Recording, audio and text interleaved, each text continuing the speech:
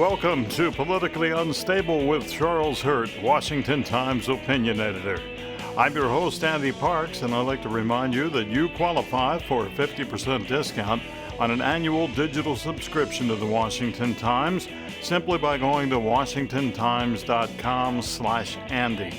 That's washingtontimes.com/ANDY. Now, ladies and gentlemen, Washington Times opinion editor Charlie Hurt. Hello, Charlie. Hey, Andy. How's it going, buddy? I must admit, I'm doing fine, but sometimes I wonder about you. Yeah, well, welcome to the party. You want my wife's phone number? Biden, the Duchess of Cornwall, and the stench of pervasive conspiracies. Now, if that headline doesn't get your attention, I don't know what will. If that headline doesn't get your attention, you're obviously not a 12-year-old boy trapped in an adult's body. That's all I'm going to say. No kidding. No kidding. All right, so Stinky Joe was in Europe to snuggle up to the environmentalist leaders when there was more than a hint of methane gas in the room. Personal methane gas, a personal methane gas release. And here's the thing, it's always the hypocrisy that gets you. You know how it used to be, like with Nixon, it was the cover-up. It was always the cover-up that got you. Now it's always the hypocrisy that gets you. And here's Joe Biden over there. He's trying to make friends with all these Europeans. He wants to become a European country. And there he is talking to the Duchess of Cornwall at some sort of like gala event at some museum in Glasgow.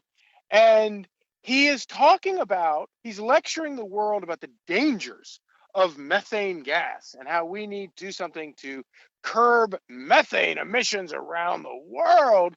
And according to the Duchess of Cornwall, he lets rip a giant cloud of personal methane.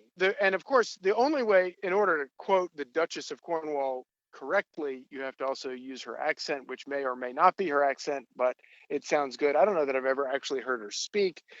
What she told associates in private about the president's personal methane release was, "It was long and loud and impossible to ignore." And there you have it. So if you want to take pollution advice from a massive private polluter, have at it. You know what? I don't care to hear about it. Monty Python lives on. Yes. Yes, I mean, the Monty Python could not have come up with a more intriguing scene than there with the Duchess of Cornwall at an art gallery in Glasgow. No kidding. Yeah, it makes me think of the old line. What was it? How dare you break wind before my wife? I'm sorry. I didn't know it was her turn. Precisely. Yeah, I mean, the script writes itself. I've gotten a lot of feedback from readers. It really inspires lots of puns and inspires lots of just a long string of continuous silent but violent jokes. And you can just sort of tack them all on. And they do the scene justice. The White House has no comment on this, right? Correct. Well, the White House also hasn't been asked about it because we have such a timid press. Honestly, when I was working at the New York Post, this would have been the only question.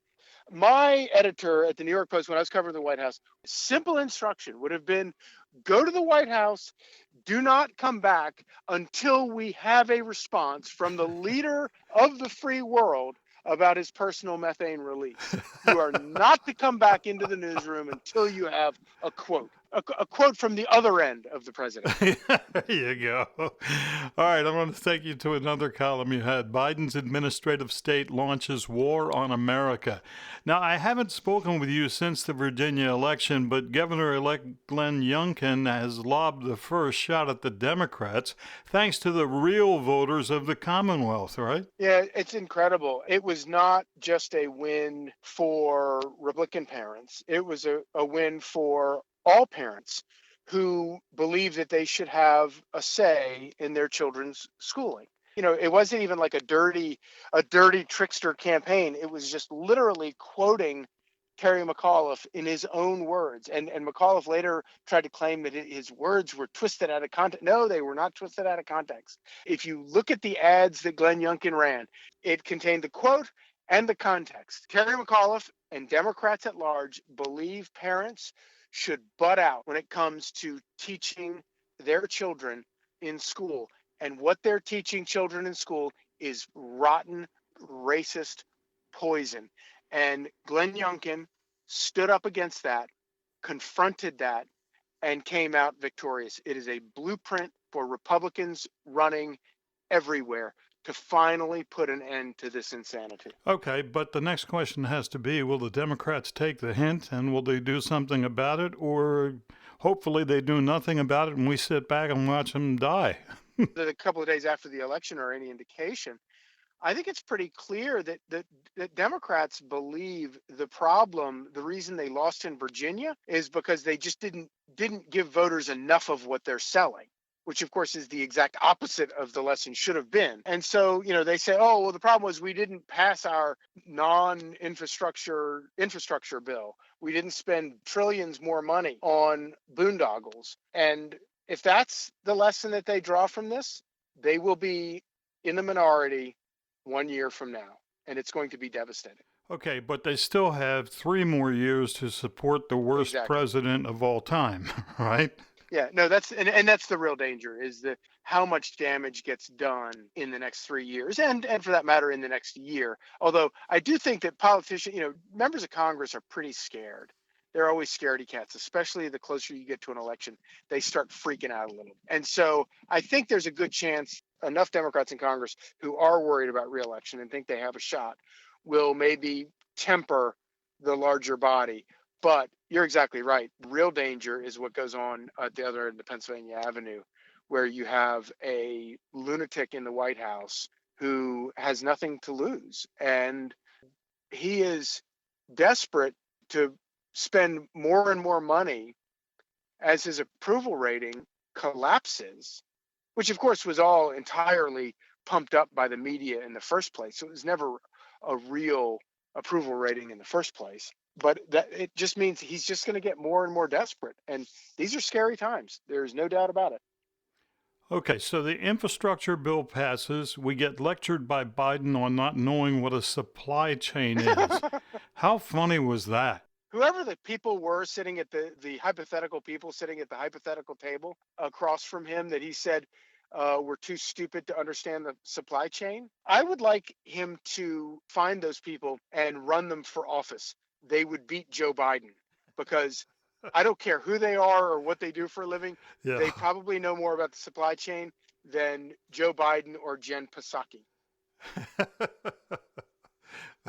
I'll tell you what, his press corps, they have got to go crazy constantly. Yeah, because and you have no idea. He says the report about paying illegal aliens $450,000 for illegally sneaking across our border is total garbage. And then he says, no, it's not total garbage. It's actually totally true. And they're seriously exploring the idea, and that those people deserve that money. He says all that in the course of like 3 days. And you realize he's not in charge. He has no idea what is going on. And it raises a really important question. And it's the only question that matters right now. If Joe Biden is not running the country, not running the government, who is? I don't know. But we are a free country. We have a God-given right to know and to pick who runs our country. And these people don't believe in that. I was reading Stephen Dinan's story on how America hasn't taken kindly to his idea for paying illegals. And I mean, it's 2-to-1 at least. And in some cases, it's almost 85% of the people saying, no, this is a deal breaker. You cannot do this. Yeah. And, okay, say it's 80%, right? Well, I don't know that I could possibly fathom the idea that you would have 20% of people support this kind of nonsense. I really don't believe that. And I think the reason that you might have a poll that says that is simply because they're being lied to. And it's the media that's lying to them. And they're being lied to constantly. If you took away the blinders and you took away all the lying, there would be like 3 people in the country who would support this stuff. Yeah. And they're all here illegally. Yeah. This is not even, we used to talk about a 90-10 issue. Like the idea, well, should we have a border? That's like a 90-10 issue. This isn't even a 90-10 issue. This is a 99-1 issue. It's insane. I mean, so what does that say to all the people who are waiting in line to come into this country legally? What does that say to all the people who came into this country legally? What does that say to all the parents? What does that say to the families of those 12 service members that Joe Biden got killed in Afghanistan because of his disastrous retreat in which he got 12 of our people killed, abandoned hundreds of Americans behind enemy lines, and then gave our enemies $90 billion worth of war equipment? What does that tell you? Tells you he's not a very good president, that's for sure. Yeah, exactly. At the very least. Yep. Folks, you can read all of Charlie's columns at WashingtonTimes.com. Washington Times opinion editor Charlie Hurt. Thank you. Thanks, Andy. Thanks for listening to Politically Unstable with Charlie Hurt. As I said, you can read all of Charlie's columns at WashingtonTimes.com. And while you're there, check out our great selection of podcasts. I'm Andy Parks. Have a great day.